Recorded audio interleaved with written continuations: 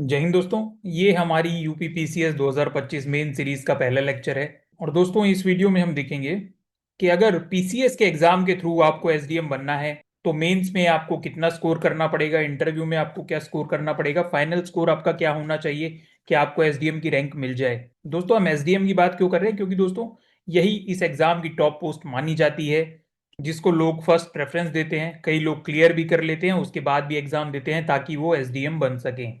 दोस्तों इस वीडियो में हम देखेंगे कि पिछले टॉपर्स ने क्या स्कोर किया है, पिछली कट ऑफ्स क्या रही हैं और क्या एक सेफ स्कोर है अगर आपको इस बार एसडीएम बनना है तो बिना टाइम गवाए चलिए शुरू करते हैं। दोस्तों ये हमारा प्रीवियस वीडियो है जिसमें हमने अपनी मॉडिफाइड कट ऑफ डिस्कस, अगर आपने नहीं देखी है तो ऊपर दिए लिंक पर जाकर इसे आप देख सकते हैं। दोस्तों आगे बढ़ने से पहले मैं आपसे एक सवाल पूछता हूँ। ये हमने दोस्तों कुछ लाल बत्ती लगी गाड़ियां दिखा रखी हैं इस इमेज में। जब भी कोई एस्पिरेंट सिविल सर्विसेज की तैयारी शुरू करता है तो उसका एक सपना जरूर होता है कि एक दिन इस गाड़ी में हम भी बैठेंगे। तो मेरा ये सवाल है कि यूपीएससी या पीसीएस अगर आप एग्जाम दे रहे हैं तो ऐसी वो कौन सी पोस्ट है जो लीगली ये लाल बत्ती अपनी गाड़ी पर लगाने के लिए ऑथराइज्ड है और किन किन कंडीशंस में। अगर आपको इसका जवाब पता है तो आप प्लीज नीचे कमेंट में बताइए या हमारे टेलीग्राम ग्रुप पर आप सही आंसर हमारे साथ शेयर कर सकते हैं। ठीक है दोस्तों, आगे बढ़ते हैं। दोस्तों ये 2023 के टॉपर जिनका नाम है श्री सिद्धार्थ गुप्ता, उनकी मार्कशीट है। ठीक है, तो आइए देख लेते हैं इन्होंने कितना स्कोर किया था। दोस्तों ये इनकी मेंस की मार्कशीट है, देख सकते हैं आप। 1500 टोटल था मेंस का, जिसमें से इन्होंने स्कोर किया है 817। ये इनके सब्जेक्ट वाइज मार्क्स हैं। जनरल हिंदी में 93, एसए में 83, जनरल स्टडीज 1 104, 2 में 103, 3 में 108, 4 में 98, 5 में 105 और जनरल स्टडीज 6 इन्होंने बहुत अच्छा स्कोर किया है, 123 मार्क्स। फिर इनके इंटरव्यू में 70 मार्क्स आए थे दोस्तों, जो कि काफी अच्छा स्कोर है, 100 में से 70 मार्क्स। और टोटल इनका इस तरह से हुआ था 887, जो 2023 पीसीएस एग्जाम के हाईएस्ट मार्क्स थे दोस्तों। ठीक है, अगर आप 887 उस साल लाए होते तो आप टॉप कर जाते। ठीक है, ये हमारा टॉपर का स्कोर है और जाहिर सी बात है इन्होंने एसडीएम को ही चुना। आगे बढ़ने से पहले दोस्तों, अगर अभी तक आपने हमारा टेलीग्राम ग्रुप नहीं ज्वाइन किया है तो उसे ज्वाइन कर लें। हम बहुत यूजफुल इन्फॉर्मेशन, बहुत यूजफुल नोट्स वहां पर आपके साथ शेयर करते रहते हैं। और अगर आपने हमारे चैनल को अभी तक सब्सक्राइब नहीं किया है तो इसे प्लीज सब्सक्राइब कर लें ताकि लेटेस्ट अपडेट्स आप तक जल्दी से जल्दी पहुंच सके। दोस्तों हमें एसडीएम को ही टारगेट क्यों करना चाहिए? जैसा कि पहले भी मैंने कहा, ये इस एग्जाम की टॉप पोस्ट है। और दोस्तों जाहिर सी बात है टॉप पोस्ट के लिए ही सबसे ज्यादा स्कोर आपको चाहिए होगा। और दोस्तों किसी ने कहा है, जितना ऊंचा आपका लक्ष्य होगा उतना ही ऊंचा आपका तीर जाएगा। तो अगर आप एसडीएम को टारगेट करेंगे तो जाहिर सी बात है कि अगर एसडीएम नहीं मिला, हो सकता है उससे नीचे वाली कोई पोस्ट मिल जाए। बट अगर आपका टारगेट ही ये है कि मैं किसी तरह सेलेक्ट हो जाऊं, मुझे लास्ट पोस्ट भी मिल जाए, कोई भी पोस्ट मिल जाए, तो बहुत ज्यादा पॉसिबिलिटी है कि आप इस कैंडिडेट की तरह हो जाएं, एक नंबर से, दो नंबर से, तीन नंबर से अपना सिलेक्शन मिस कर जाएं। हो सकता है आप मेंस क्लियर कर जाएं, हो सकता है आप इंटरव्यू में पहुंच जाएं, पर बट एक दो नंबर से आप फाइनल मेरिट लिस्ट में अपना नाम ना देख पाए। तो इसलिए हमें लास्ट पोस्ट को टारगेट नहीं करना है दोस्तों, हमेशा हमें टॉप में रहने की कोशिश करनी है, टॉप पोस्ट को टारगेट करना है। ठीक है दोस्तों, आगे चलते हैं। दोस्तों एसडीएम को टारगेट करने का सेकंड रीजन ये भी है कि सिविल सर्विसेज एग्जाम एक एंडलेस लूप है। जितने भी टॉप कैंडिडेट्स होते हैं उन्हें एसडीएम ही चाहिए। अगर आप एग्जाम क्लियर भी कर लेते हैं और मान लीजिए आपको कोई और पोस्ट मिल जाती है, तो जनरली क्या होता है, लोग बार बार एग्जाम देते रहते हैं, उस स्ट्रेसफुल प्रोसेस से बार बार वो गुजरते रहते हैं कि उन्हें एसडीएम मिल जाए। तो वो प्रीशियस ईयर्स जिसमें आप सिलेक्शन के बाद ट्रेनिंग में जाके दोस्तों के साथ इंजॉय कर सकते थे, इतना स्ट्रेस जो आपने अभी तक झेला है, आप वहां जाकर रिलैक्स हो सकते थे, अच्छे से ट्रेनिंग में चीजों को समझ सकते थे, उसकी जगह आप तैयारी में लगा देते हैं और अपनी लाइफ के कई प्रीशियस ईयर्स इस प्रोसेस में ही वेस्ट कर देते हैं।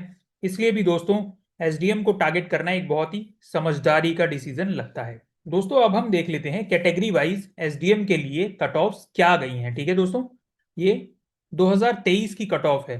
तो 2023 में आप देखिए उप जिलाधिकारी के कुल 41 पद थे। अगर मैं जनरल कैटेगरी की बात करूं, 887 नंबर अभी हमने देखा श्री सिद्धार्थ गुप्ता जी के गए थे। और जो लोएस्ट थे, है ना, 857, जो जनरल कैटेगरी में किसी को एसडीएम मिला था वो लोएस्ट मार्क्स थे 857। तो मात्र 30 नंबर का डिफरेंस था। और ये बाकी कैटेगरीज की कट ऑफ है। अगर मैं ओबीसी की बात कर लूँ तो 856 जो टॉप मार्क्स थे, 840 जो मिनिमम मार्क्स थे। ठीक है दोस्तों, ये वेरियस अदर कैटेगरीज की कट ऑफ है, आप स्क्रीन पॉज करके देख सकते हैं। 2022 के एग्जाम की मैं बात कर लूं दोस्तों, तो जनरल कैटेगरी के लिए 940 यानी कि टॉपर ने 940 नंबर स्कोर किए थे, और 912 जो जनरल कैटेगरी में मिनिमम लाना था किसी को एसडीएम प्राप्त करने के लिए, वो स्कोर था।